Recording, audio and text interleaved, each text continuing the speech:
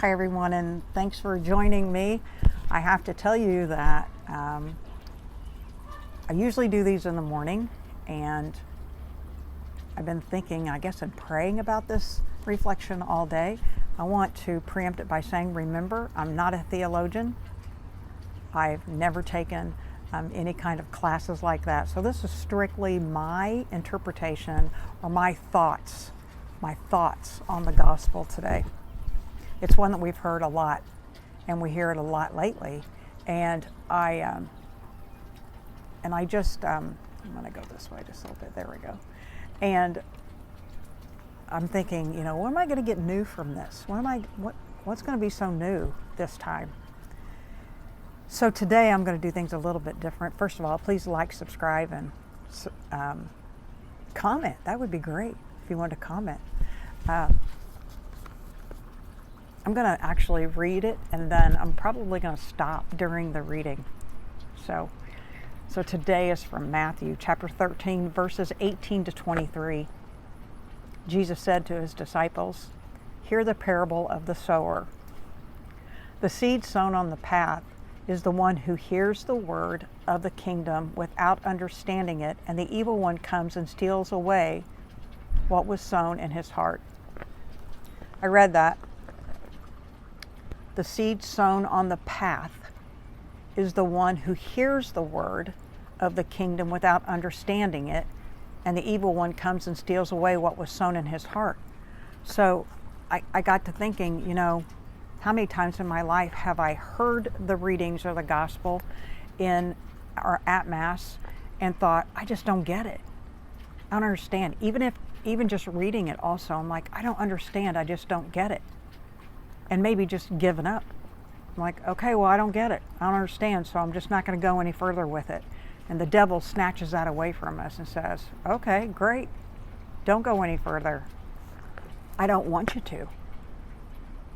The second thing he says is the seed sown on rocky ground is the one who hears the word and receives it at once with joy, but he has no root and lasts only for a time. I thought about, sitting in church and you hear the word and you're like, oh, yes, and you're filled with joy when you hear the word and you hear the message, and then you leave church. And that's it.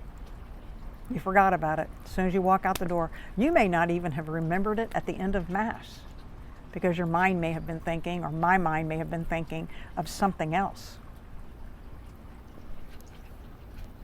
When some tribulation or persecution comes because of the word, he immediately falls away. The seed sown among thorns is the one who hears the word, but then worldly anxiety and the lure of riches, good grief, chokes the word and it bears no fruit. This is the one that I thought of, is that, so you hear the word and it scares me. I hear it and I'm like, oh my goodness, look at what he's expecting of me. Look what he's asking me to do. And it gives me anxiety and it makes me nervous and I don't want to go any further with it. I'm like, I don't know that I can do that. And I get upset and I get anxious about it. And so I let the word go. And then I think, but the seed sown on rich soil is the one who hears the word, understands it, who indeed bears fruit and yields 160 or 30-fold. The one who sows on rich soil. I've talked about before, rich soil. What makes our soil rich? If we don't understand his word, then go study it. Figure it out. Find someone to help you, or read the word. Keep looking, keep reading. Talk to others about it. What do they think? What have they learned from it? Talk to your minister, your priest. Especially if you have really big doubts. Like if I have things I'm really not sure about, like I say, I just don't get it. I talk to Father Chris. Or I talk to a deacon or someone. Or talk to somebody at work. I research it. research it in the Bible. I keep looking for it, or I go to the catechism. Just the other day, I pulled out the catechism, and I was talking about prayer. I want you today to think about, if Jesus dropped a seed, which one are you? Are you the one that falls on concrete, hard rock? Do you fall among the thorns? Do you fall in the soil that really doesn't have any nourishment or anything, and it just kind of, as soon as the sun comes out, it dries and withers up? Or are you that seed? Are you working to be that seed that is rich for Him and His Word? Think about that today. Think about that in the next 24 hours, because you never know. I may or may not do one tomorrow. I don't know yet. Depends on what the Holy Spirit says to me.